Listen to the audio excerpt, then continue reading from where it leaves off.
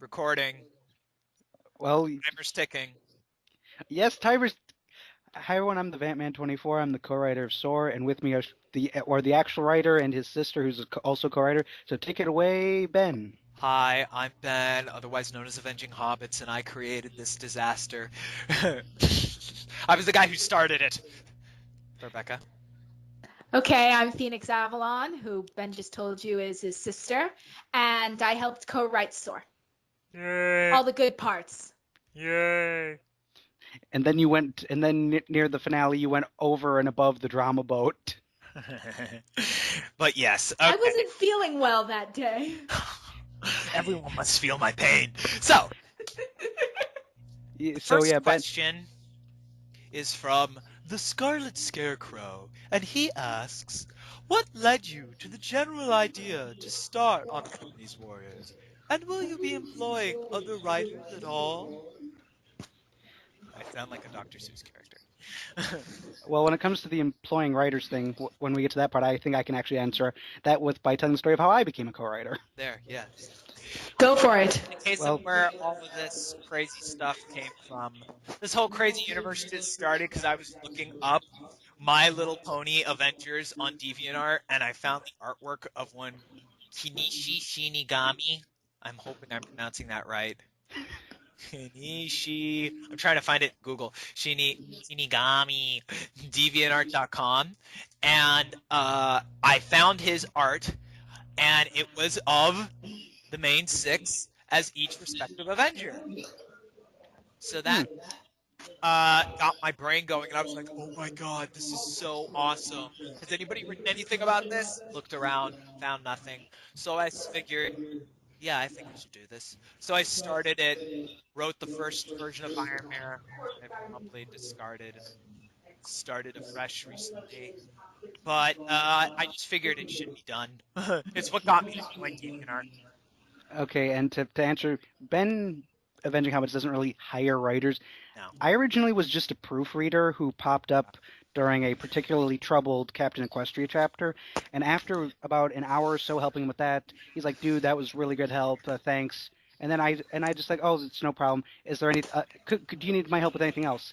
About 6 hours later, we got the chapter 3 of To Boldly Go finished. Yep. And it just kind of blossomed. It just kind of happened from there. A few weeks Snowballed. later, he opened up his Skype, and yeah, here I am. Living It just together in madness. it just happened. Yeah. Living in America. And of course, Becca probably got dragged in because she's Ben's sister. Yes, he had explicitly said, I want to write Soar with you because I like Loki. And then I said I was gonna write all the Loki parts. That's what I said. and with the exception of the Slipnir scene around chapter 13, I think you did write all the Loki scenes. she did. Wow, I did. I think I did. 80% of them. Because the Slipnir and Hela scene that was originally my scene, and then Ben did some tweaking then you did some tweaking, and then it was perfect. Yeah. Yeah. I was like, wow, that's just, But it's so beautiful. so yeah, that's how I got into That's it. how that all. Because I'm in love with Loki. That seems to I'm be in the answer to love everything. with my psycho. Got a thrill with my killer psycho. And if you're wondering, this is how our Skype calls normally go. They are quite the same. We've literally had entire conversations where we just speak in song lyrics. We got nothing accomplished, but we were laughing like lunatics. Yes, it was glorious. But okay, next question, Ben. Thinking. Well, the next question was from the Invincible Iron Brony, and he said, during the writing of Sword, did you ever get tempted to include an MC Hammer joke? An MC Hammer joke. Didn't we include one? Someone stick pillows under the door or something. I when it comes to the MC Hammer jokes, I was never tempted to do it because I may like my jokes and my references, but I try to make them fit, and I also like them to do something more than just be, oh, look, a funny joke. Yeah. Yeah. So I would- thought we had put one in. if we really want one, we I can throw don't one think in. we did. Well, it doesn't matter because those jokes can't touch this. It's like, Do. oh my god, that was good. I can't touch this. Do. I can't watch this. Do. Remember Weird Al? Gotta love Weird Al. But when it does, since I am talking about my jokes and scenes I've written, I don't always, when it comes to me putting references in it, I don't do it actively. Like the donkey who turned out to William Shatner, that I wrote that scene, but I didn't intend him to be William Shatner. I was just writing his dialogue, and I found myself saying it to myself in a William Shatner-like voice, and Spock. and it just made me laugh. And then when I explained that to Ben and Rebecca here, they laughed, so we kept it. Yeah, that's usually how most of our jokes, stay in the story because I don't think we write jokes in on purpose.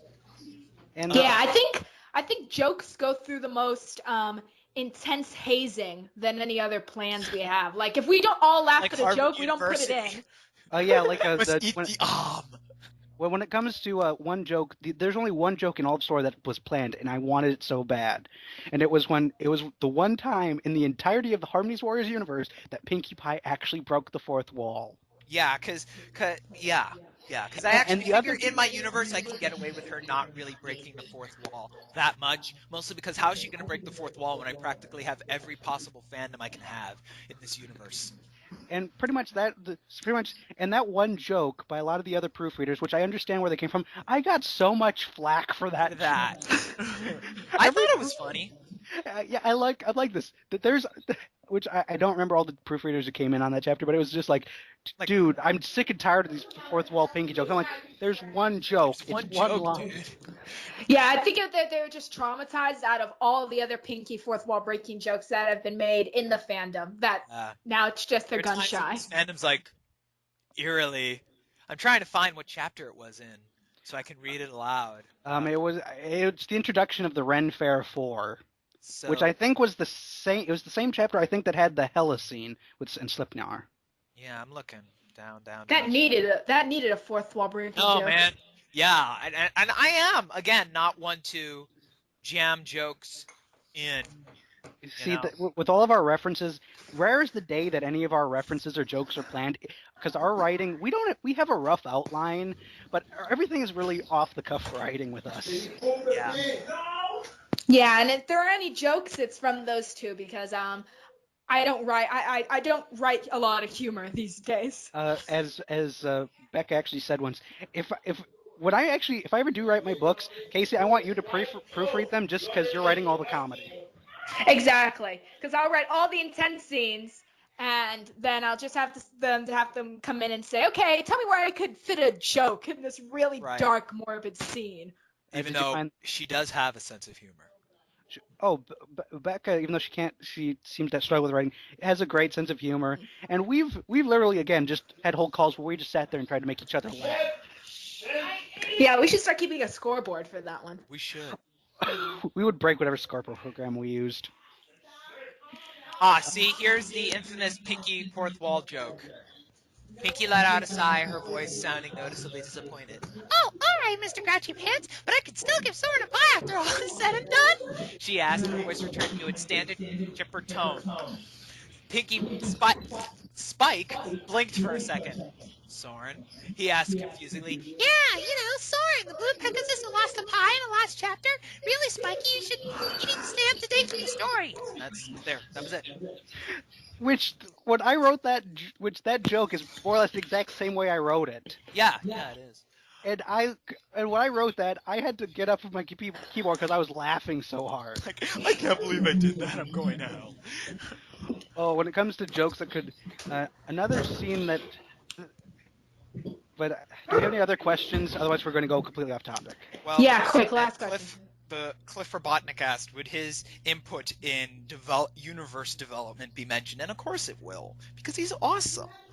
Cliff, well, at times we always don't see eye to eye with some things. Like, I do think you have, after reading some of your notes, I think you like the changelings a little too much. Well, we can, again, always go through and fix that, and we're just talking about so. Yeah, but besides that, you have great ideas, and if it wasn't for you... Less his wee hair. If it wasn't for you and your bad pun of an icon... this universe wouldn't be half as good as it It is. would. You know, Absolutely. Cliff is the one actually who inspires most of my really Dark twisted, deep sick stuff. ideas. He's actually the guy who inspires me. He'll I give hope me this really. Muse lost. No, he gives me lost like. his muse, you know. No, he gives me. It's like he walks in with a bloody hammer and says, "Okay, go crazy." So. Yeah. And crazy stuff happens. So And obviously, one, he was a great help. Yes. yeah. And it's interesting that you mentioned that you write dark because I've said sentences that are just a little bit darker than what you write, and you start freaking out. Well, it's not dark when it comes from in my brain, but when I hear other people say it, suddenly It's like, it's really where did creepy. you get that idea? Oh my. I don't know. It's like when scientists say you wouldn't recognize yourself if you saw your clone because you have such a different image of yourself internally. I think that's the exact same issue with me. So. Your writing isn't dark until you actually start reading it. Yeah, there was one thing I wrote many years ago. Like, oh my god, I was 15, so it was like 4 or 5 years ago because I can't do math, so I don't even know how old I am. Okay, so And I would like to point out that I've listened to these two do math and laughed and then proceeded to fail at basic math too. Math, so, you know. So What else yeah. to speak of before we get on a tangent about our writing styles? I just want to say that I went back and read a piece of it once, and Yeah. I got up shaking. I was like, I don't know Like, what I was the thinking hell when I did wrote just that. write? Mm-hmm. Overall, I think we should talk about, stuff that got cut. There's lots of stuff that got cut. There's like buckets of stuff that got cut. Oh yeah. One scene that immediately, which this isn't really cut, it was a re-edit of. Actually, it was the chapter right before the Pinkie Pie fourth wall joke, which it was right after Soren lost his pie. It was a different way of Luna letting them on the Bifrost. Because for those of you who remember, Luna's like, my vow was to protect Equinsguard and the All-Mother, and the best way to do that would be to let you through. In the original version, which I wrote just because I felt like that scene needed a joke, which I'm glad it got cut because it didn't fit the tone, so I agree with Ben. But the original version, I had Luna, actually smell part of the pie that Soren baked, and go, oh, Trixie hasn't sent me any food. She was then going to set down her sword, and then fly off to the kitchen before making a remark of, I also haven't had any meat in a while.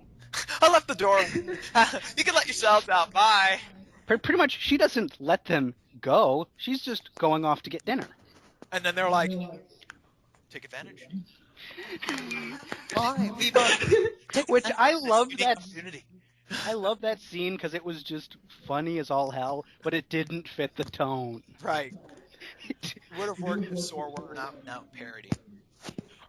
If Soar was more of a parody, or if it didn't have that blasted dark tag, but I also know if it wasn't for that dark tag, the story wouldn't have been as good as it was. Right, the dark tag lets you get emo without worrying about you're so. Which I still think it's funny that in the first chapter of Flutterhulk, you're like, I never want to write this dark again with Fluttershy contemplating suicide, and then there's all the stuff we've talked about. Right, so it's like, Fluttershy contemplating suicide must be the tamest of the dark things we've written. It is. Especially when I was going, especially when it comes to stuff that we have planned for Blade, which we do need to get back to. A podcast of its own, ladies and gentlemen. Yeah, but a Blade, motherfucker. Oh, let's see. What's some other scenes that got Oh, well, one scene that I know this isn't chronologically was the whole Comet Tail is Daring Son thing. Yeah, because if any of you are wondering why Comet Tail was there, it was because when I first started the story, he was meant to be Daring's assistant with things, but then as the story he was cast as Darcy. He was Darcy. So and then he became much better character than Darcy. Yes, he did. Oh yeah. In this case, I think it's just. I haven't ruled it out. It's just a case of I didn't think we should bring it in so late in the game that then it would kind of make the fic start to spin out of control when we were so close to the end. Pretty much, it was one of the so contrary to what that TV Tropes page says, it wasn't because there would be a lot of editing. No, we actually looked. It would be like 4 lines. Four lines. It would, though. I understand why it might cause people to go, what? Because it had not been mentioned before at all. With the minor edits, you'd have to tell them that I went and edited it back in. Yeah, it's one of those things where I do want Comet Tail to be Daring Son because I was the one who did it, and I showed Ben my logic behind the decision, and he does agree it makes sense. But it's going to be one of those things that's just going to be addressed in one of the side stories to Soar. Yeah, most likely. Especially since a lot of scenes, like the epilogue that you guys got, is like originally 1/3 of the original planned epilogue. And the epilogue was long for an epilogue. Yeah, it but was it like was a freaking chapter. Because we originally had a big finale for Comet Tail, a send off for Fenrir. Send-offs for everybody, and in the end, all we get for Comet Tail Fenrir is the image of them sleeping on the couch, which I thought was good because then it gives it this sense of chillaxed. Yeah, which there was one scene that was, since the original scene itself was cut, this addition I wanted to was kind of also cut because I didn't get a chance to add it before it was done, where when Comet Tail was originally going to go pick up three students from the train station. Yeah. And on the way back, he was going to be wondering how he was going to explain Fenrir and the hammer and all that to him. And as they're walking back to the house, they were going to see Scootaloo on her staff just flying by going, "Wee," being chased by Daring and Fenrir, while Fenrir's yelling, "I haven't told you how to land yet!" That would have been cool, but it's going to be in its own story sooner or later. Yeah, most likely, yeah. I mean, you've opened up that anthology, so I can... I have a whole special doc that is explicitly for that type of junk. Not that stuff. But yeah, things. Another thing that got cut was the original draft of Luna and Cadence talking to Celestia for the epilogue, which I deemed was way too dark because Becca, I love what you write. That was Game of Thrones dark. I don't even watch Game of Thrones, so I'm just gonna take your word for it. And for those people who are wondering what the scene is, I can sum it up like this. And again, Becca, I love what you write. I'm not trying to be mean, but this is how I got the scene. It would be if, like, at the end of Thor, we see Frigga mourning Loki, and then we have Odin Hamdell going, "Man up, bitch! He was evil. He was a monster. We're not monsters, so we're right." And then Odin also says, "Also, bitch, I want a divorce." It was. I thought it was Frigga who wanted the divorce. I thought it was Frigga who wanted the divorce. Frigga? Because I thought it was Cadence who left in that scene. Well, so it's like, Cadence. I want a divorce. It was whoever. It was painful. Which it was originally going to become a nightmare, but then because of how much baggage it was like, damn, man. Yeah, I don't think I've actually read. I don't think I've read the scene that you guys placed instead of it because I was just so wasted at the end of Soar that I was like, do what you want, cut it, I don't care. We actually did use quite a few passages, and in my outline I did reference the whole bit with Luna going about the madness and the bloodline of the changelings before then the counter of, you guys forget the madness in our blood. Yeah, because what in that Game of Thrones scene that I wrote, and I think it was just really dark because I was just I don't think I felt well that day, so I was just like sort of pouring out your own frustrations into these characters and like, yes, feel my agony, and so feel me. And but I remember also, now, Mr. Krabs? Are you feeling it now, Mr. Celestia? Krabs? Are you feeling it, Mr. Krabs? So but also I wanted to do it because a little bit also was because I wanted to go and. Because I am doing those, trying to do those little side stories of Luna with the collective history of a quest guard. I never pronounced that word right. Equinsguard, I think. Equinsguard, yeah. Equinsguard because it's so hard to pronounce. Well, it's actually really funny. These two think it's really hard to pronounce, and yet I get it. I'm the newcomer, and I pronounce it easily. Well, you're the one who reads Lovecraft. Yes, I read H.P. So, because I was doing that side story, I focused a little more on her character. So I spend a lot of time trying to figure out her motivations more than it gets a chance to be shown in Soar because the main characters are more Rainbow Dash and Trixie. So I sort of the scene really would have made more sense if it was in one of my own side stories because it had already I already had so much baggage from things I had already formulated in my version of her past. So So it's So that's why it became so much heavy implied because stuff. exactly, it was all all there in the manual kind of thing. Yeah. Which you're writing the manual. Exactly. I'm still writing the manual. So the reason it got so dark was because I wanted to sort of make clear what her stance with the whole Trixie thing had been, because we had seen Celestia's and we had seen Cadence, but Luna had always been a little to the side, being the kind of Heimdall character. But because she's not Heimdall, who was not part of the royal family, she's actually part of the royal family, and someone who clearly had a very dark backstory having to do with Nightmare Moon, which I did try, and I had already in an earlier scene when Trixie came back from talking with Chrysalis for the first time to plan for her to come in and kill Celestia. I had sort of hinted at that Luna kind of sort of sensed what was happening to Trixie, because she can almost because she was so involved with dark stuff before in her past, she was able to sort of sense it in other people. So I wanted to sort of explain, well, if you can sense, because I was trying to explain almost to myself, if you can sense that, why didn't you say anything? Yeah, pride comes before a fall, of course. Yeah, another thing that also was cut going about the Nightmare Moon and her own legend and all this is I actually did write in an archaic fashion a legend for Nightmare Moon. And while Ben and Becca love it, it was one of those things where it's like, this is awesome, but we can't place it anywhere without just completely derailing the story. Like, stop! Yeah. Story time! Exactly. I actually think that should be the first thing that we put in the eventual sequel of Soar. Just like the beginning, because it's going to be introducing, hopefully, all the stuff, that connected with that story. That makes sense. Yeah, and plus it also introduces 3 characters. What stupid ass? That's Uranus. Oh no, wait, it is Neptune. Never mind, I'm an idiot. Okay, that was. I'm just gonna tag it. Is this Neptune or Uranus? I can't tell. Okay, Ben, there are on topic. 3 characters actually were cut. These characters were planned to show up in the epilogue, but they never got a chance to because, again, the epilogue got so big that we just had to. And like Mirandering, we're like, wait a minute, we need to focus on the important things. Yeah, the 3 characters who are the 3 students who I mentioned earlier are CinemaScope, a somewhat nerdy-looking blue Pegasus, Novelite, who is CinemaScope's older sister, a red Pegasus, and then a kind of a tan-brown unicorn by the name of Gloomy Pen.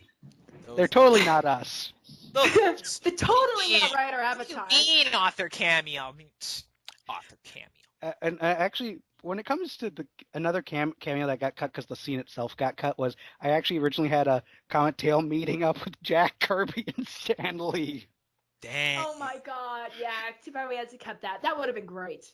Yeah, and I know people will probably be asking why hasn't Stanley shown up. He did show up in Flutterhulk, okay? He was Excelsior, and I explained that away with my Stanley by making that Stanley be the grandson of the older Stanley who I had shown. So Stanley is his own grandfather. Figured that. That's awesome. Grandpa. Didn't that happen in didn't that happen in Futurama? Yes, it did. Fry became his own grandfather because time travel. I knew it because I read it somewhere. I was like, someone becomes their own grandfather. But yeah, see, we have a lot of other things that we should probably talk about. Yeah, there are lots. Yeah, so let's talk about actually the changelings. Yes. Oh, the changelings. The changelings, specifically, can I talk a little bit about Chrysalis is just batshit crazy, everybody. She is evil, she is crazy, and if you couldn't tell, she was kind of unfair to Algrim in the end. She was. Yeah. Yeah, so that actually, Algrim was like a last minute thing we had added because we had just come back, I think, from seeing Thor: The Dark World, and then we had seen, and then what was, wait, but there was another, the one that's on Netflix then, it was yeah. What? Tales of Asgard or something? Yes, it was Tales of Asgard. Because it talks about excellent. Yeah, if you guys have Netflix or if you use the Pirate Bay, look up Thor: Tales of Asgard because it has Loki and Thor going after the Sword of Surtur, which we referenced heavily. Yes. Because same with the adventure in Muspelheim, which when Yes. it comes to all the Heims, I'm the only one here who seems to keep them straight because Ben has asked me, wait, where are the fire spiders from again? Remind me. Muspelheim. So yeah, if you have Netflix or like what Casey said, the Pirate Bay plays, yeah, you definitely have to see that one. It's really good. Like that would be an excellent actual film if they actually took the script from that would be an Actually, short. a great way. It'd be a great prequel to Thor. It would be an incredible I prequel. think we should. I've always wanted to write a series of stories or a story that function to work as like a prequel. Since we hint to so much stuff between Rainbow Dash and Trixie without really saying anything. One thing I really want to write as a story, even though I'm not a big, like slice of life type of writer, I want to write just Trixie and her 4 kids. Yeah, I always wanted to write that because I thought that was always the most interesting thing about actually Loki, who of course we draw Trixie from. So, because it's just so interesting in the myths and in the comics, Loki is always tied. Yes, of course. Yeah, Loki is always very tightly tied and associated with his children and their eventual fates because, of course, his children in the myths bring about the end of the world, Ragnarok. Well, specifically Jormungandr and Fenrir. Yeah, but a lot of other things because it's the death of his own children that leads to him being put, tied up on a stone under the ground with the snake thing, which leads to him breaking free, which leads to his the Fenrir and who's the other one? Jormungandr? Jormungandr, yeah. Yeah, Jormungandr coming out, and all that kind of stuff, and the moon getting swallowed, and a bunch of really apocalyptic stuff. If you guys haven't read the actual Norse mythology or the Lokasana, read them. Yeah, you could. Yes, they're incredible. Find them on Wikipedia.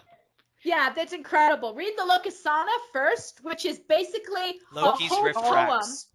Yeah, it is. It's Loki's riff track because it's Loki at a feast that he was not invited to, coming in, breaking in, and basically roasting all the gods and telling them this is what the reason you suck speech to every single one of them. But then Odin Thor comes in. nails him. Oh, him! Actually, that's one of the greatest scenes in that poem is when he and Odin go after each other because everybody else, it's just like Loki being Loki, like, oh yeah, you suck because of this. But when it gets with Odin, and they go back and forth a couple of times, you can really feel it's actually kind of personal with them. Everybody else, Loki's just giving a hard time because that's his job. With Odin, you really feel it's really personal between them. So read that and read just read Loki's page on Wikipedia. There's just endless entertainment there. We've when writing Soar, I actually found this website that was just full of Norse mythology and Norse myth on the different realms and the different and various artifacts. Ben and I have been in calls where we were just on that page, just reading, going, we can use this, we're gonna have to cut this, delete this, cut this, kill this. Yeah, so that's incredible. Oh, we have to get back because we were talking about the changelings and how we evolved them and everything. Because in the beginning, we were just using Thor as a jumping off point. So we're just like, okay. Once upon a midnight dreary, the changelings, from what I understand, they were just copy and pasted and replaced the Jotuns, the ice giants. And then everything changed when the Google attacked.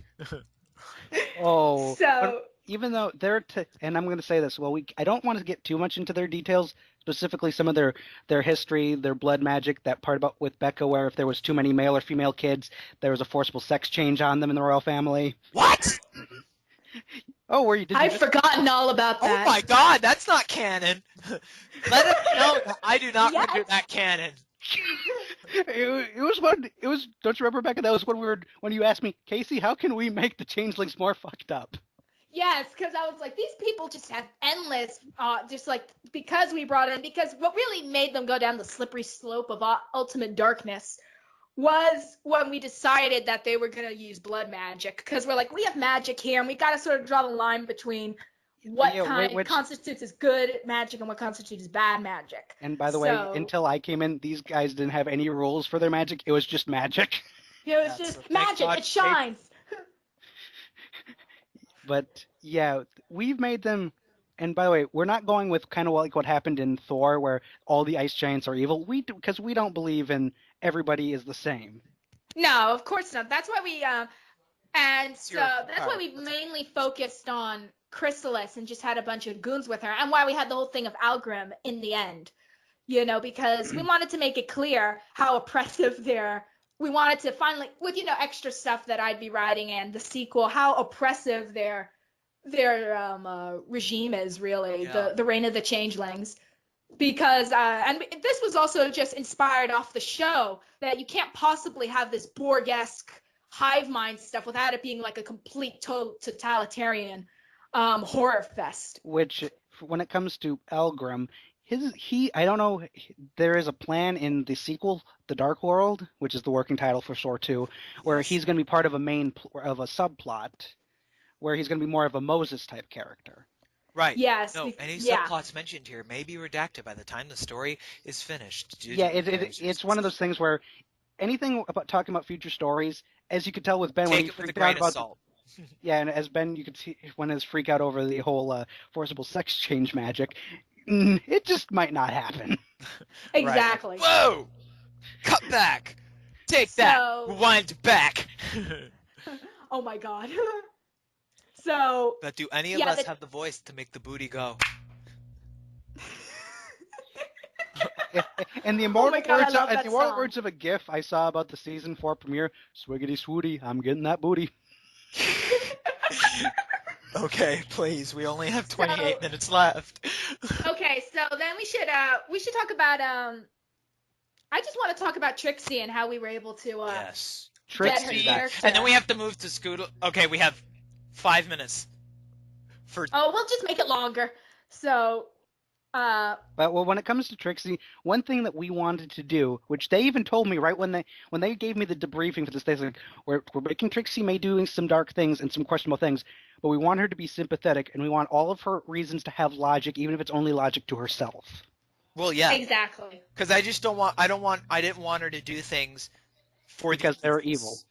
She does things because, well, it made sense at the time. Well, it's just a bad idea, but like most bad ideas, it seemed like a good one at the time. Well, like looking into trying to use a scrying, a divination spell to see how meeting with her 2 kids who she hasn't seen in years went. Yeah, exactly. Like, that's not bad. Even paper. On paper. And for those of you wondering why she reacted with such vile to the divination spell, I'll just explain it, because it was only kind of hinted at by Slipnir. Pretty much, Jormungandr, who wasn't born a snake, just like Fenrir wasn't born a wolf. They were ponies. I believe Jormungandr when we were talking about him was a unicorn, but not the point. Point is, he was told by the Norns when they visited that he would bring about the Ragnarok. And he freaked the fuck out. Even though I think we also talked about that in our universe, the Norns were going to be more kind of inaccurate. Yeah, they're going to be like, it's going to rain. When? It just will. Yeah, but that's it's like winter is coming in Game of Thrones. Listen, winter could come any time, and they'll be like, "Oh, Eddard Stark was right." No, it's been 100 years. He just knew logically what happened. Yeah, but it's like saying the sun will rise tomorrow. Just you watch. Or in the the sun rose! Or in the immortal words of Tristan Taylor from Yu-Gi-Oh! The Abridged series, the sun will be up in a couple of hours. but pretty much, Jormungandr, despite how inaccurate the Norns are, still freaked out. He didn't want to cause Ragnarok, and he became obsessed with trying to disprove them wrong. Eventually, he came across one of their predictions that the palace of Equinsgard will not fall till Ragnarok, so he transmogrifies himself into a snake to try to bring the palace down to prove them wrong. As you can tell, the palace before Ragnarok won't happen. That makes sense. As you can tell, by the point in time he got to that idea, he was already a little off the reservation. He was. Yeah, at that point, yeah. And actually, that's kind of funny because Trixie's kids we didn't show in the story. We mentioned. Oh yeah, that's right. Well, that's just because Jormungandr is the Midgard serpent. He's currently sleeping in the bottom of the Mariana Trench. We can't really show him without the sea. He's in a hole in the bottom of the sea. He's in a hole. He's in a hole. He's in a hole in the bottom of the sea. So, yeah, that's why we didn't show him, man. I also, I'm just trying to remember because there was a couple of things like, well, I think with Trixie, because I had the most input with Trixie. So, Trixie was very much your character. Yeah, but they all helped. They all did. You guys. So, I always wanted to. I wanted to be very. All the scenes were always so dark, not just because the subject matter was, already kind of nasty. But I really wanted to make to make the reader sympathize with her extremely, before you go off the deep end. Because then by then, the character could kill a million people. Yeah, but I see where she's coming from. I see why you're doing this. That doesn't mean you should.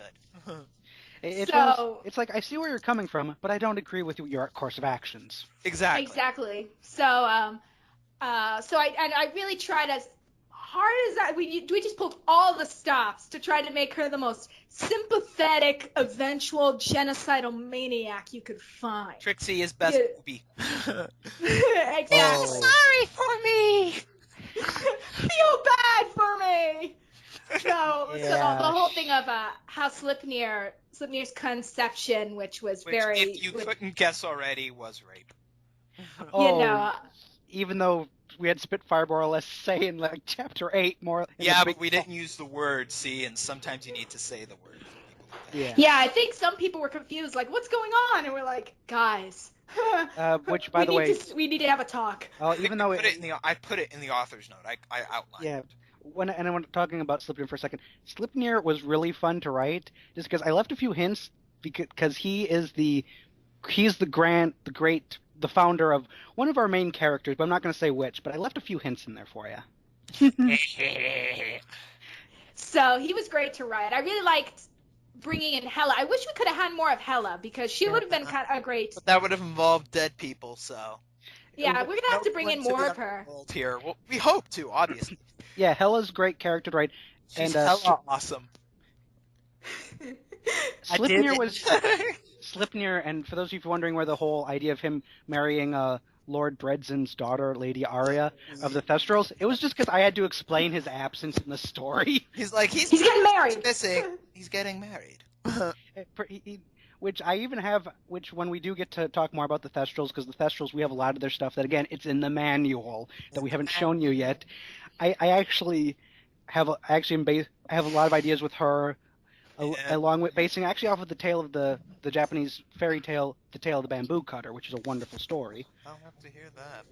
But yeah, this is the podcast. And if you guys couldn't figure out, Lord Dredzen is based off of Dresden from the Dresden Files. Which I knew about before we talked to Casey, because it was on every TV Tropes page example ever.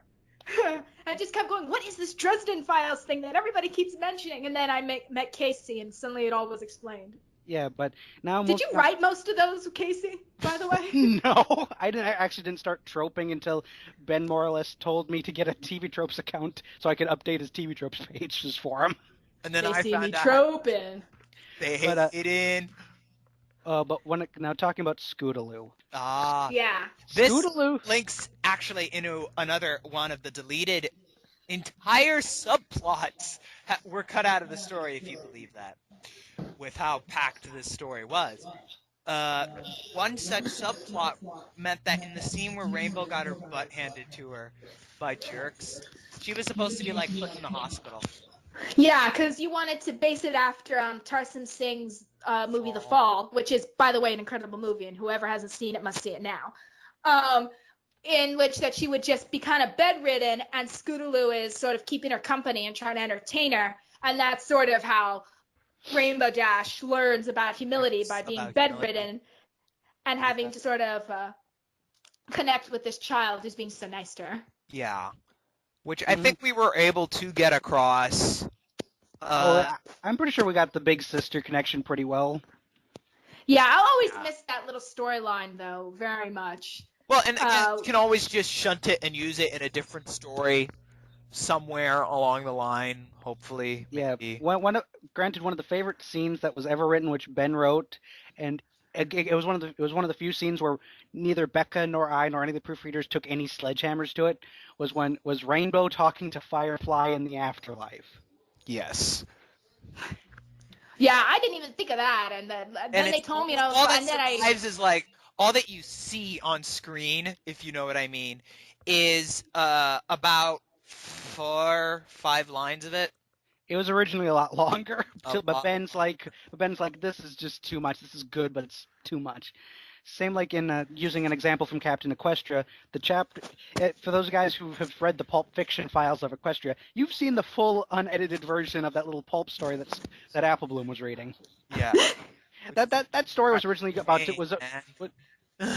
that bad story was supposed to be 5 lines long, and then it got away from Ben and me. It was freaky. I only read it once, and I was like, "Oh my god, guys, no." Well, we did it. Well, there was a hunchback griffin named My Bitch. In German. Mein Herren. Which, again, Ben, that was like the best idea ever. No, that's my favorite idea. Besides calling them the golden balls from Celestia's girdle, that was bold. Literally. No, literally. No. No. The best part is Luna's scepter. Oh my god, shut up. And there was one Joined that is used to control the golden balls of Celestia's girdle. And then there was actually a cutscene from that involving Window in that little story. and we actually talked about having the drums of cadence in there too. But yeah, we finally, they finally figured out how to rein themselves in. Yeah, but So we better get back to Soar before we get out of control. Yeah, man, we're gonna be talking about stuff that nobody should be talking about in this here chat, boy. yep. So It's ghetto, yo. Scootaloo's arc. Ben really had a lot of trouble with Scootaloo's arc because he kept going. Is she having enough development? Is she having enough Right, 'cause, motivation? you know, I don't want her to be there to be there. It's like, no, you must have purpose. So that's why Scootaloo was tagging along with the breakfast scene, where Rainbow made breakfast to apologize, tagging along with the whole, Rainbow actually apologizing, and then Scootaloo learning magic. Because Right. Ben was actually like, can't we just save the magic thing till the next chapter, to the next story? And I'm just like, doesn't this give that motivation and growth you wanted? Right, and I was like, oh, hot man, hi. All right. And we actually had, Motivation. and actually about Because that magic. is, like a little bit of a breather, since Rainbow doesn't know the, giant wolf of the apocalypse is going to come and maul her to death. So it's just like, I've got nothing to do here. Want to learn how to kill people? Which in one of the early versions of when Scootaloo is using magic, is we actually originally had her actually beam Soren in the head. But I thought it would be funnier that she missed by like an eighth of an inch.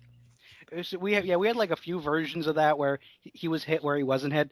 I kind of like the hit version mainly because I had like the whole Duck Hunter, wheel, wheel, wheel, dropping sound. Or the Mario Brothers death music. But it was cut, and the final version is a lot better. It is. So, and let's see what else. So let's talk about Celestia, because, Odin is the character in Thor who gets the most flack, of course. So, Unjustly. we went out of our way to make Celestia as possibly sympathetic as we could in this very, admittedly very kind of shady situation. It is shady, but it's like this real Slim Shady, yo. Which Exactly. Which is the whole Celestia thing at the end, where she asked Cadence, "Did I do the right thing?" And it was one of those things where Cadence said, "You shouldn't have lied," but at the same time, there was no right answer. It's like we tried to. We could have left her to die in that wasteland. That would have been a great idea. Pretty much, it was one of those things where Cadence said, "What you did was wrong, but you chose." We tried to get across that you did the lesser of all possible evils. Yeah, so we tried our best to make her sympathetic, and to give a reasoning of why she would do this.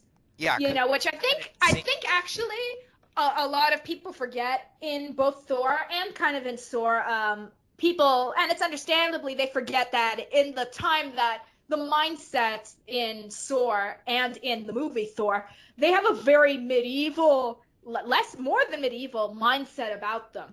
So the age of the Vikings is around the Dark Ages there. Love. Exactly. Yeah, because I couldn't remember. I was like, this is beyond medieval. This is like Dark Ages. I was like, wait, the Dark Ages ended with Charlemagne, so this is even farther. So like, this is like the Black Ages. So she turned me into a newt. A newt. Like all better. Also, Also, one thing that we've also known that whenever any of us are tired, we're good for ideas, but we should not be allowed to write because at one point we almost tried to put in a Monty Python scene in Soar. We did? I Luck- don't know what scene it was. We Uh, were all tired. it was one of those times where we were all just writing random things to try to get the creative juices flowing. Monty Python, right now. So with Celestia, and like I said, people forget that they're coming from a very archaic mindset back in this story and in Thor. And, so the idea of actually taking your rival's child and raising it is not at all out of the norm, at all. This happened to lots and lots of people. I think it happened to Attila the Hun, which it also backfired rather violently. And and in fact, I think even back then, lying to Loki and Trixie about their heritage, actually, I think would have been seen as a merciful thing, because usually kids knew their heritage and knew that they were living off the charity of their parents' killer their whole lives, and Attila the Hun. So that's all I need to say. Yeah. And so in their minds, it would have been almost like a compassionate thing not to have her grow up feeling indebted or afraid of these people who, the minute they just get sick of me, they could just pop me. So A good example of that mentality used in a more recent thing is in Game of Thrones. That one kid who said he's from the Iron Islands. He's more or less a war trophy. Yeah. From so the I don't know. House of Stark. I don't remember the character's name. All I know is bad things happened to him in the second and third season. Oh, really? I wouldn't have known. It's only Game of Thrones.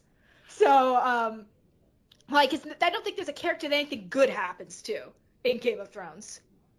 So. Well, no, there was this one character who was there for about 2 episodes. We never know his name, but he's a very skilled assassin, and he doesn't die.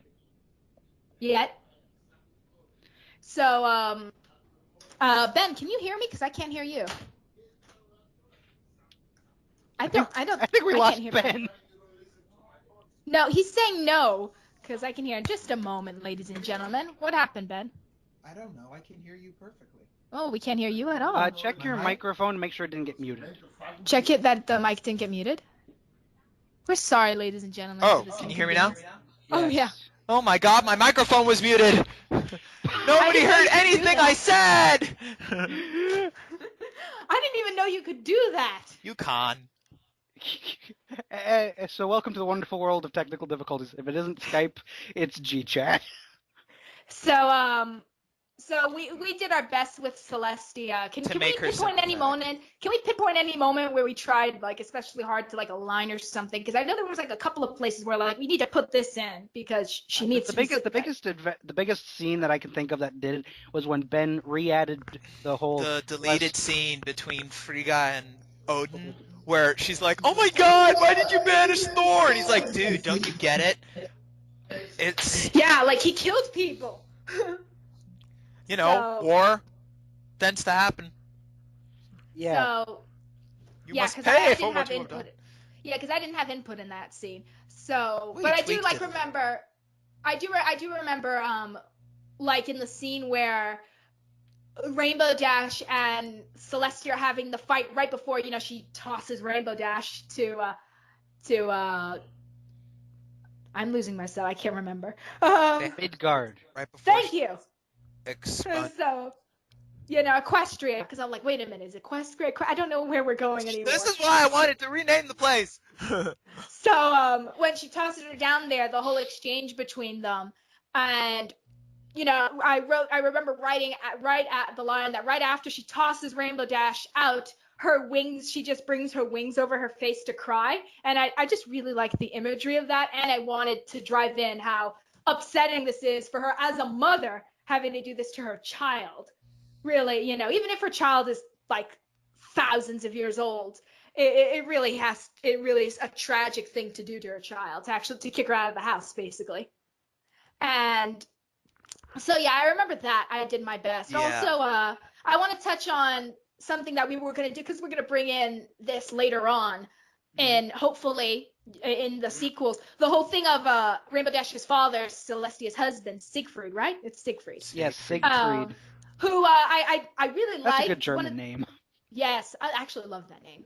Though I think in the myths he's like actually kind of, I think he's kind of nasty, Siegfried, in the Who story cares? myths. Who cares? Who We have cares? ponies. Who cares? It's an alternate universe of a My Little Pony show taking stories from Norse myth And the Marvel Cinematic Universe. and the Marvel Cinematic Universe, which is taken from comic books. We can do anything. So I really enjoyed when we were writing the chapter where they first go to the Changeling homeworld. And Ben and I, that's one of the earliest chapters where I don't think Casey was on at that point. He was So it was not. just us. What? I was not. Yeah. So yeah, because I was like, wait a minute, I remember being us having to hammer that out by ourselves. So, and when they go and Trixie is saying that because it's right about there, her changeling sidekick. Now, what is it? Changeling telepathic. That's it. Powers start to be reawakened by being in the homeworld of the fatherland. And she thinks she's hearing the voice of who she believes then to be her father, Siegfried, and their grandfather, Odin. And just the Siegfried just ended up almost being like a recurring character throughout the rest of the story. Yeah, because disappeared dad. Yeah, see, the first Soar scene I actually got a chance to edit was Trixie's nightmare, actually, when Siegfried showed up. Yeah, which actually was based heavily off of Macbeth. If anybody's ever read Macbeth, it's the scene where after Macbeth murders, spoiler alert, murders the Scottish king, and so a couple of months later, now that he's the king, he's having a party for all the lords of the land to come, it's all cool. He's kind of dead and he kind of died in my house, but it's all cool, I'm not mad at you, you're not mad at me. Yeah. Let's all just come over here and have a drink. So he invites them to his house to party, and while he's having a toast, he thinks he sees the king at the table across from him, all covered in blood, and he literally has a freak out at the table. And like he flips out, so his wife has to take him aside and tell him, grow a pair and go back there and act like a king. So he comes again trying to say, okay, it's cool, it's nothing, a little too much wine, and he tries again to do the toast, and he sees the guys. He believes he sees the guy again, and ends up like throwing the wine glass across the table and like screaming, "What are you doing here?" in front of like 30 other men, and there's literally nothing there, so they're all just looking at him and looking at the empty seat. So Yeah. What the hell? So that's where that Davey. that's So yeah, that was the scene I was brought on, and that was where it came from. Which, by the way, if you guys are wondering if we have any plans for Siegfried and Odin, the Dark World. yeah. That's all I'm saying. That's Again, why. That's why. Yes, that's why we Notification that enjoyed. Disclaimer: we cannot guarantee that they will appear in Thor in Soar 2 due to the constantly fluctuating nature of my universe. Thank you. But if they would show up, it'd also tie into some of the other characters who we wanted to get more screen time, but we couldn't because we have a lot of things. Like if you guys remember, Slipnir was very awkward around Spitfire. That kind of ties up to why Slipnir was in the Thestral homeworld to begin with. Right, that's like whole books worth of interaction between these characters that you're only getting a little glimpse of.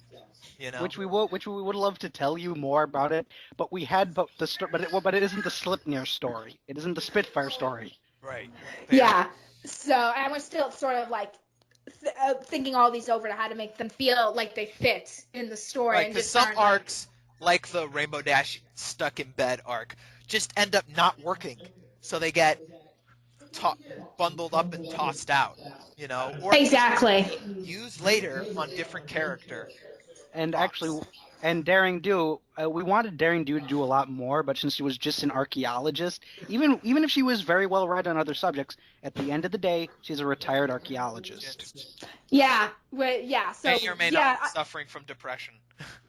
So she's a retired archaeologist who we believe is somewhere in like her mid-50s. We haven't quite hammered her age out yet because we have a planned appearance for another story, but that's neither here nor there. Oh, well, I can actually safely say she won't be there. Beyond maybe a 2-second cameo as a 10. Yeah, because if anybody would show up, it'd probably be her dad. But pretty much, we had a lot more to do with her, but since she did have the role of Dr. Selvig, but again, it was just because she was an archaeologist who recently lost her sister. So, things get emoed. And I still think, the bits that I worked on, she still did quite a lot, dealing with Rainbow Dash and everything. She was the adult.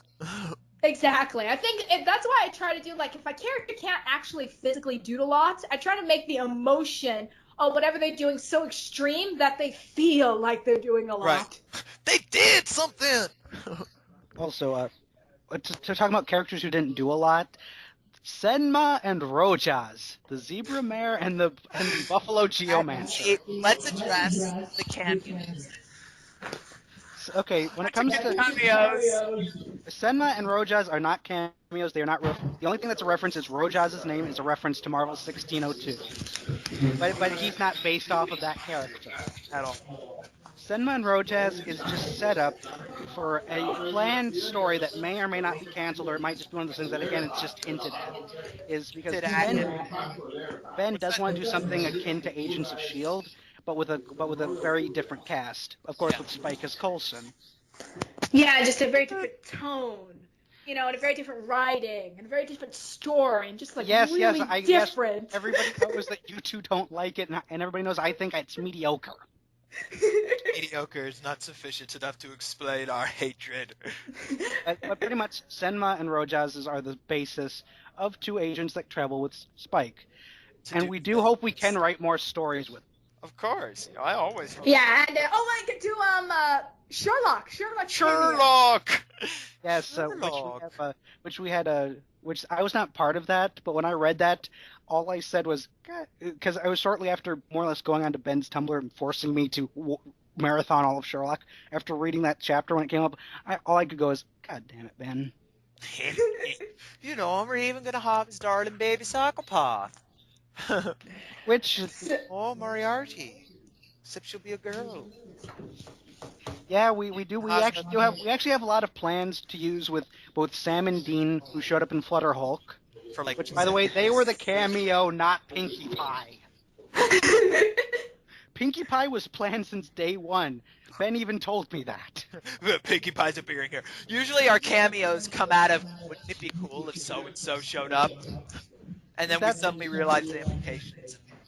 Yeah, which if you're wondering how Sam and Dean fit in this universe, read the rules of magic. It makes perfect sense. No, it doesn't. I'm completely lying. But they're here. They're not hunters, but they are full-fledged agents. Trotson and Fetlock are more like deputy agents. Consultants. Yeah, consulting agents. I could actually hear Benedict Cumberbatch's voice saying that I'm not an agent, I'm a consulting agent. I'm not an agent, I'm a consulting agent. I could totally imagine Mycroft forcing him on a plane to go, just look at them, man, just look at them for 2 seconds. Just for 2 seconds. Mycroft probably is head of the Albion, which I've been using as the stand-in for United Kingdom branch of S.H.I.E.L.D. Yeah, probably. And if you're wondering, after reading that one scene from Trotting in Pink, yes, we do have a Doctor Who in this, and even though Ben isn't the Whovian and I am, I didn't put him in there. That was actually all Ben. Ben, I was just like, I need this. It's like, yeah. Screw you, 50th anniversary. I'm imagining him as Christopher Eccleston, not Matt Smith. I hate. Yeah, he is. Ben, you haven't seen Matt Smith. You can't draw any conclusions. I'm going to say this. Matt Smith is good. When he does his serious parts, oh my God, they're great. But it's like when any of the doctors who have more of a funny personality do something serious, it is just. And then there's Nine, who Nine is just always sarcastic. Yeah, I think Nine was the first Doctor I saw. But admittedly, I think I only saw one episode. I have to go back. But just from Tumblr, I will say Tumblr has made me probably the more leaning towards a Nine Doctor person, just because he doesn't look like this all-powerful being who came and is like, I'm gonna come and tell you guys what to do because I'm better than you because I have 2 hearts or something I don't know. He just looks like a guy who's like, oh my God, I found this box in my backyard and it goes different places. You want to come along, pretty chick? You want to come with? It's gonna be awesome. Yeah. When it does come to the Doctor, Doctor Who mythology is really good, and for those of you wondering how the Doctor fits in Ben's universe, I'm working on it.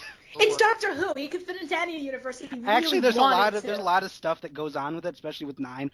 It's one of those things where there isn't. Don't hold your breath for any Doctor Who stories from Ben. If the Doctor shows up, it's going to be a cameo. Right, unless I can figure out a way to fit him in better. If I can, I will. Because I'm not. But if you're wondering what's going on, just pretend that the 9th Doctor's flying around Ben's universe with Rose and probably Captain Jack Harkness. Let your The only reason fanfiction it's not begin. 10, which would have been my perfect Doctor, is because Doctor Who's is otherwise occupied as Mr. Fantastic. Yeah, pretty much. If Eccleston, if this Doctor does regenerate, we might have him just skip the Tennant phase and go right to Smith. Unless we make Or we might make him him go turn into backwards. Tennant and intentionally lampshade it. Yeah, Or have it skip to Capaldi. Capabaldi. Yeah, oh sure, Rose. I'd rather slip into something much more comfortable, like a fucking coma. But so yeah. We were talking about Soar, I think. Yes, we were. Yes. We were talking about cameos. Oh yeah. Now I think we should talk about like the characters. Like talk about Spike and Pinky because Spike. For those of you wondering, Spike is probably around in his mid-40s. Pinky is about 20. I didn't know he was that old. Oh. Well, Right in my age, right in the demographic I like. Well, when it comes to Spike's aging, it's one of those things we're still working on, but we have it that dragon metabolisms are weird. It depends on your environment. No, and I also figured it makes more sense. Seriously, now I'm imagining Spike. I'm imagining Spike as John Hamm now, and I'm very happy. I'm okay with this. Or Bryan Cranston. Well, Shining Armor is Bryan Cranston. Yeah. And for those of you wondering about how Shining Armor and Twilight work, magic. Lots of magic. And the Infinity Formula. Maybe. Yeah. It'll get worked out. When they get their own story, or a story where they play a significant enough where I feel like I should explain it. So Spike, maybe you'll get an answer at the end of Captain Equestria. Yeah, nothing says. Maybe. Yeah, you're getting an answer. Perhaps. Captain Equestria, most likely. I remember really enjoying the bits that we had of Spike because there was just because I didn't have a lot of input on the Spike parts because I was spending most of my time focusing on all the Trixie parts, which I can assure you ate up quite a bit of my time. Becca is more perfectionist than either Ben or I. So perfect. So yeah, totally. These guys have nothing on me. So he delayed a chapter 2 days because she wasn't happy with it. Yeah, I was like, no, it's not right. We can't just send it out not right. So anyways, yeah. So any delays, it's not their fault, guys. If it's not coming up fast enough, the chapter that you're waiting for, it's me. It's not them. The only exception to that was the big fight scene between Fenrir and Rainbow, just because we had to split the chapter. Ben's soul dies a little bit every time that's mentioned. Heck, I didn't even work on it, and all I heard the entire time was, "Oh my God, I can't get this chapter out." And I was like, "No, don't even touch me, okay? I worked so hard on that last chapter."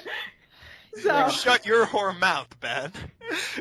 Exactly. I was like, "Shut up, man! Don't even touch me. I'm still overwhelmed from that last chapter." And by the way, this is just a quick tidbit for y'all. The reason why Fenrir was chosen instead of the Destroyer, besides the fact that we brought up Fenrir and we wanted to use him, as the Destroyer cannot be destroyed. Awesome. Yeah, that's right. The Destroyer Anyone really mildly disappointed that the Destroyer's mentioned back in chapter 1 and then never mentioned again? I'm sorry. Yeah, we'll probably have to bring him back again. That would be great in the sequel. In the sequel, considering all the havoc. We still have the Destroyer because exactly. We didn't break the unbreakable thing. Yeah, so considering all the havoc that anybody who saw Thor: The Dark World saw, just imagine Thor: The Dark World if the Destroyer was there, and that's probably what we're gonna try to do. Maybe.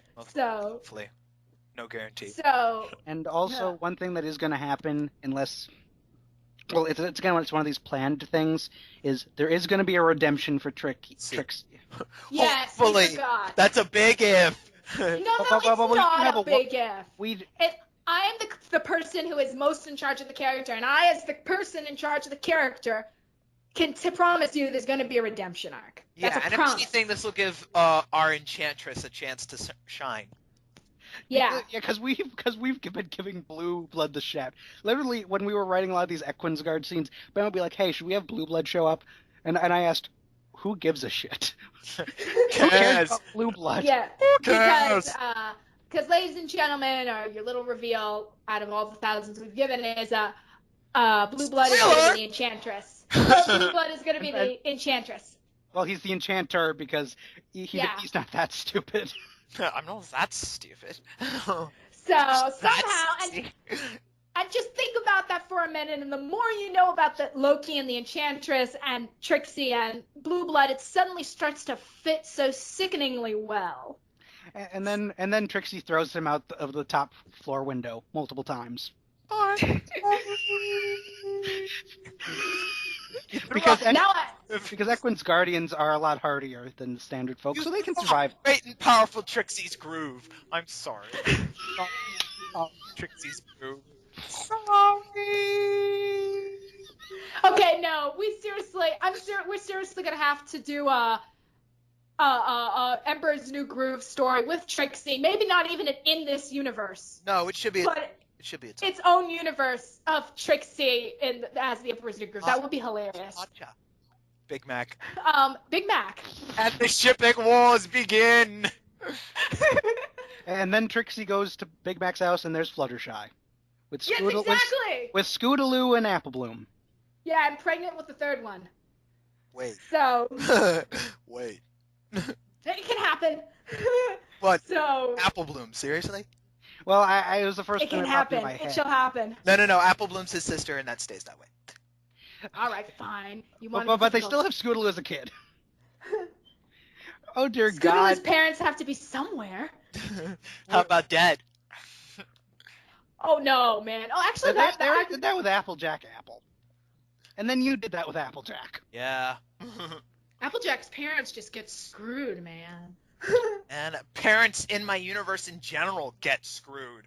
They're either So, nice and then die horribly, or they're real a-holes and never die. And that's one thing that we hope. Just like in real life. That's one thing we're trying to break in Equestrians with the fact that we actually showed, Cupcake's parents are actually very nice. Yeah. Hopefully they don't get the tragic pneumonia and die next chapter. No, Ben? they don't. I imply no, they're not dead. But So we were talking about. Cake's adulthood. They'll be either older and or dead already. But Remember, guys, keep it in the Soar whirlpool here. Okay. So we were talking about Spike. Now let's talk about Pinkie Pie, because one of my favorite scenes that I remember. I will say, as a disclaimer, when I'm writing these characters, as strange as it is, I'm not really picturing them talking in the TV show voices, but I imagine them as being voiced by celebrities, as in famous actors I like and all. Spike is voiced by Spike Spiegel from Cowboy Bebop. And when I write these, I normally go with their show voices, unless they're an original character. Like, I don't know what Slipnir sounds like. I know how he talks, but I don't know what he sounds like. Yeah, it's different. It's hard for me. There's some times when I'm writing a scene and something stops me, going like, "Wait, it's a pony. Why am I writing this like this? It's a pony." And I actually have to imagine them as a person to keep going farther, because there's a part where my mind stops and goes, "But it's a pony. With You Connor. can't go that When it far." comes to Spike's character, there's a lot of Spike's character that is still, again, it's in the manual. Yeah, Like- because buckets. we- Did we still keep that scene of him cursing in what was it, Gaelic? That never happened in this story. It was one of those things that we wanted to, but I think we misplaced the link. Yeah, because we have to have that, because I thought it was so cool, because dragons coming, because I think we based at least his dragonhood. He's not a Chinese dragon, if you know what I mean. I think we said we've either figured he's either from Ireland, which we called Lyreland, because Lyreland. they're native, or he's from Scotland. Yeah, because first of all, with an Irish or a Scottish accent, Ireland, and Scotland are awesome and hilarious at the same time for some reason. You know what I mean? And so we had to fit them in somewhere. And just seeing a dragon walk around with a Scottish or Irish accent, cursing in ancient Gaelic, is just epic beyond compare. Listen, in books that we lost. But yeah, so I guess you could say that's technically a cut scene because we intended it to happen, but we lost the resource and we're lazy. Yeah, we absolutely have to have that. Also, going back to Pinkie Pie. The Harmony's Warriors Assemble. That'll spit one out when he's really. Going back to Pinkie Pie, she has one of, I think, my favorite jokes in the book is when she's fighting Rainbow Dash and goes, crotch shot, and just bam! I wrote that on my. That was one of those things where it's just like, that is just so unexpected. That is so dirty fighting. But knowing what we know about Pinkie's character, it works. And it just fits her that she would shout it out before she did it. That she just finally go, oh yeah, I saw this on an anime last night. Bam!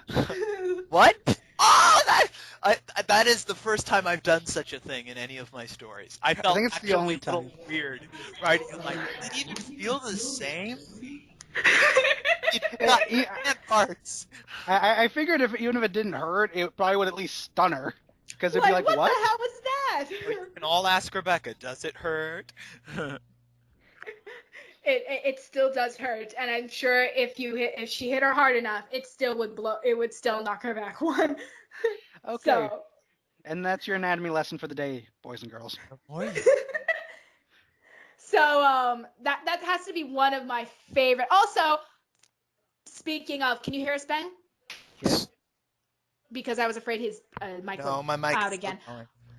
One of the, and this ties back in with Fenrir, is that she says she thinks his voice sounds sexy because the voice that we picked, Fenrir was supposed to have, Benedict Cumberbatch, voice, or Smog.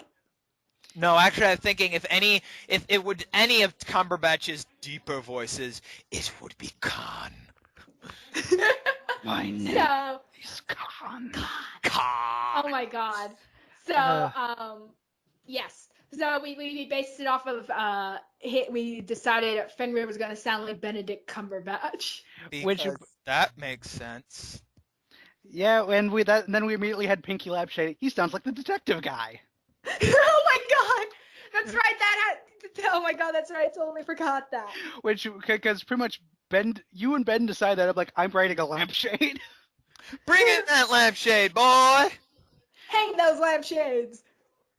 So that was great, and I want to get back to like Chrysalis real quick because I wrote a lot of her scenes as well, and I always get saddled a lot with the changeling scenes, except for the last one, which Casey did, I think. Yeah, that was Casey, and I just came in and I think I just added a really long word now and then, just like you opened up your thesaurus. And you made sure you made sure we had the right colloquial terms.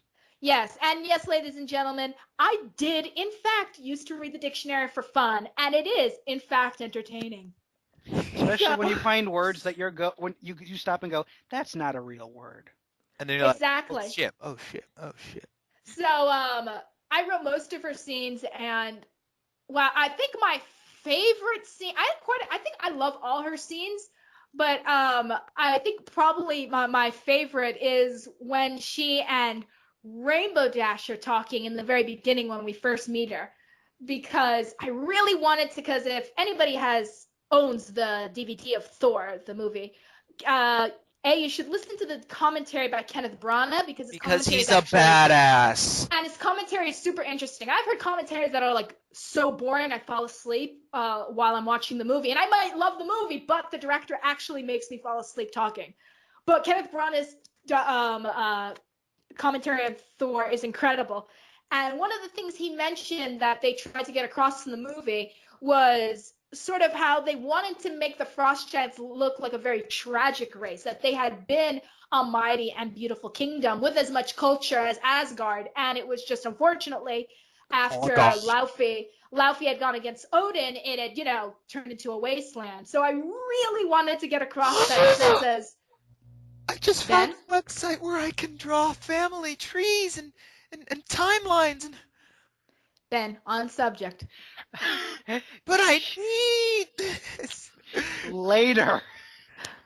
So I Bookmark it. tried in that scene as hard as I could to make her seem if not really sympathetic because she's an animal, and not literally because she's a pony. It's just because her personality, she's an animal. But at least you're like an animal. She's at least a little bit tragic. And not an idiot either, because I didn't want her to seem like just this person who's like, oh yeah, I have a total wasteland, I have no power, let's just assault the daughters of my biggest enemy. Yeah. So I really like, and the way I expressed it was actually, I think my favorite line in the whole book was when it looks like, oh, we might just have a clash, and she stops and goes to Rainbow Dash. I think what she tells her is that your father's blood sits in my mouth, and it's enough to sate me for today, which just a long-about way of saying, you know what, icing your father was enough. Why don't you go home? So Hey, I killed your father. Shut up. Go home. Go away. So I talking about Chrysalis taking the reins from Becca with the whole tragic thing. I also want since I was kind of given the pretty much, it was like last minute. Ben's like, hey, remember that one changeling thing we talked about? Yeah, write it. Okay. That's usually... when we do everything off the cuff, I think we actually work better. Yeah. But yeah. Sometimes when we over plan out, then we're like, huh. Now Of there's course, then nothing there's to certain write. things that need to be planned out, like the basic plot of the story. Yeah. So but go ahead, Casey. when it comes to Chrysalis, when it came with her, since Becca did such a wonderful job setting up that, you know what, Chrysalis was, Chrysalis, that the Heckerheim was once beautiful, and that Chrysalis once upon a time wasn't all that crazy. Or I just wanted to crazy. Yeah, I wanted to show that a good chunk of Heckerheim's destruction was on Chrysalis's head. With Algrim's line, you asked me to build a stone wall in the amount of time it takes to draw one. Exactly. So, I'm hoping to someday, very soon, actually write up a description of the battle that led to the destruction of Heckerheim, which is something Ben has been begging me to do since before, like the second chapter of Soar. Like, dude, we got to write this out in detail. Yeah, and that probably, if anybody out there, probably not, but if anybody was wondering when I was going to post something on my own page having to do with the whole of the archives thing with Luna, that probably will be the second one that I'll write about the battle between them, the changelings and the Borson, and how Heckerheim ended up being decimated, and how all the changelings ended up dying, and just Chrysalis there, and why Trixie was abandoned. Because I don't think we mentioned why she was left there. Nope, she just was. I think it was always assumed though that it was just because things were going wrong. So it was like, okay, important stuff. Okay, my crown, my scepter, my baby. No, okay, I got everything I need. Bye. Well, it was probably one of those things more along the lines of the battle everything was going sideways, and you have to remember that. I believe you once described the royal family with using the heart cask as a bunch of drug addicts and their drug. Yeah, I mean, I wrote the whole scene of the casket. I think it was 3 a.m. And I was up and writing, just pounding out the scene, because Ben was like, I really need to get this chapter up, and I can't get it unless you write the scene, Rebecca, because I can't write this scene, which is when Trixie grabs the heart casket and all that happens. And I wrote down in my journal, I just created a pagan religion at 3 a.m. yay! Because I realized just how witchy it was, the fact that they would go to this thing, and it literally... there was a lot more detail that ended up getting cut out because it was just too complex to explain at that 1 second. Which, the way I saw it... 3-page. And now to tell you how the changeling religion works, even though we know you don't care. And basically it was that they used Penumbris's heart, in case it was a little vague, because it always felt a little sudden to me when I went back to read it, is that Penumbris's heart was cut out by his eldest son, for reasons that shall be explained in another story. And he used it with a lot of witchcraft. He was able to, use that as the center to be able to hold the magic. Even though his dad was dead, it was able to still hold in all the magic his dad accumulated while living. And so it became the source where all the changelings would go And if they needed a little magical boost, they had to go in, they could get some juice, but basically you can't. Magic comes with a price, to quote Rumpelstiltskin. And Magic comes from a price. that's from With a price. Once Upon a Time, in case anybody doesn't recognize that reference. And so I figured when they went there, they also had, it's sort of you have to open up everything if you're going to go there. And I just realized how wrong that sounds. Open up. But everything, babe. they can't, they really have to go and pretty much do a whole surrender thing if they're going to go and get any of the power, which is why it becomes so addictive. Yeah. If that makes any sense. And my biggest reference to the big changeling religion, which I think would be best if we just kind of keep it vague, because you showed me your notes once on it, and even I said that's kind of dark. My biggest reference was just the Chapel of Penumbris in that last scene. The chapel. Yeah. Yeah, the best thing, the way I found is, especially with really dark witchy stuff, is to actually keep it very vague. And if you mention a knife and blood, people will pretty much make up more than you can possibly write down. So that's usually how I wanted to keep it with the changelings. Keep it really vague. Just know that it had to do a lot with killing people. Which, by the way, not all changeling magic is blood magic. Just a huge chunk of it is, because it's very powerful. It's religion. Yeah, it's sort of it's sort of a shortcut for them. Like, oh, we can either go the good way and it can take us a couple of days, or we can go the bad way and it'll take us like 1 minute and somebody's dead kid. Well, Oh, sorry, but your kid died, He died for the cause. It's for the fatherland, man. It's okay. Okay, now I'm at... Wait. Is Rumpelstiltskin now Chrysalis's husband? That would my be God. incredible. That would be incredible. Holy shit. I just thought of a great idea. That was unexpected. Okay, I wish I could write this down. But, oh wait, I have notes. I think we're winding down now. Yeah, so, We can't keep talking without blowing away things for later things. Yeah, because if you noticed, we a lot of us may have been started to say something, but then shut up. That's the little sensors in our head going, no, wait, you need to save that. So, do you want to say goodnight now? To our folks? Yeah, I think this is good, yeah. Yeah, we've basically talked about everything. Yeah. And hopefully, with any luck, we could probably do another one of these about some of the other stories if they ever get finished. Yeah. Yeah. Ben should definitely, Don't you dodge me. So, good night, everybody. Yeah.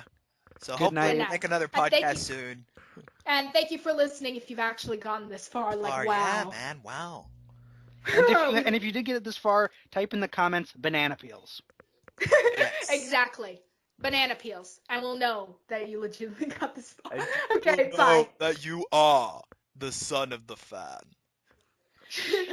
Okay, Ben, cut. Bye.